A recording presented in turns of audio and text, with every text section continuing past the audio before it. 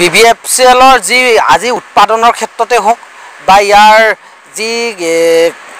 যি প্ৰডাকশ্যনৰ যি লছ হৈছে ইয়াৰ মূল কাৰণে হ'ল উদ্যোগটোৰ আজি তাৰিখলৈকে পুৰণিকলীয়া কৌশলতে আছে। ইয়াত যিখিনি তেওঁলোকে সা সুবিধা পাব লাগিছিল সেইখিনি সা সুবিধা পোৱা নাই। গতিকে আমি সদৌ ডিব্ৰুগড় জিলা ছাত্ৰ সন্থাই এই কথাটো সদায় আমি কৈ আহিছোঁ যে নামৰূপ সাৰ কাৰখানাৰ চ'ত্ৰগোট স্থাপনৰ বিষয়টো যেতিয়ালৈকে মীমাংসা নহয় তেতিয়ালৈকে নামৰূপ সাৰ কাৰখানাৰ চ'ত্ৰগোট যেতিয়ালৈকে স্থাপন নহয় ই কেতিয়াও লাভান্বিত উদ্যোগ হিচাপে গঢ় লৈ উঠিব নোৱাৰে। গতিকে এই কথাটো আমি ছাত্ৰ সন্থাই বিৰোধিতা কৰিছোঁ, পোনপটীয়া কথা। আৰু দ্বিতীয় কথাটো হ'ল ইয়াৰ লগে লগে তাৰ সমান্তৰালভাৱে স্পষ্ট কথা এই উদ্যোগটোৰ মেৰামতিৰ বাবে পইচা নিদিব চৰকাৰে, এই উদ্যোগটো স্থাপন কৰিবৰ বাবে কাম কাজ নকৰিব চৰকাৰে, আৰু তাৰ লগে লগে ইয়াত ৰাসায়নিক সাৰৰ কেলেংকাৰী হ'ব, তাৰ উচ্চ পৰ্যায়ৰ তদন্ত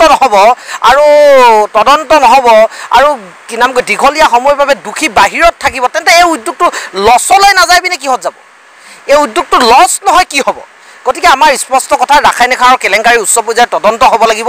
চৰকাৰে যিখিনি দিবলগীয়া আছে, চৰকাৰৰ যিখিনি দায়িত্ব আছিলে দায়িত্বখিনি পালন কৰিব লাগিব। এই 1 কোটি 2 কোটি টকা আমি চৰকাৰৰ পৰা কামনা কৰা নাই। আমি কৈছোঁ যে আমাক 8,000 কোটি টকা লাগে নামৰূপ সাৰ কাৰখানাৰ চ'ত্ৰগোটৰ কাৰণে। 8,000 কোটি টকা প্ৰদান কৰক, নামৰূপ সাৰ কাৰখানাৰ চ'ত্ৰগোট স্থাপন কৰক, নামৰূপৰ উন্নয়ন হ'ব, অসমত ৰাসায়নিক সাৰ উৎপাদন হ'ব। তাৰ পৰিৱৰ্তে অসমত কণা ধাহক পতান ছটিয়াৰ দৰে 1 কোটি 2 কোটিৰ কাৰবাৰ কৰি আমাক অন্ধ সাজিবলৈ চেষ্টা নকৰিব, আগুৱা বঢ়াবলৈ চেষ্টা নকৰিব আৰু উদ্যোগটোক হত্যা কৰিবলৈ চেষ্টা নকৰিবলৈ আমি ছাত্ৰ সন্থাৰ মজিয়াৰ পৰা আহ্বান জনাইছোঁ।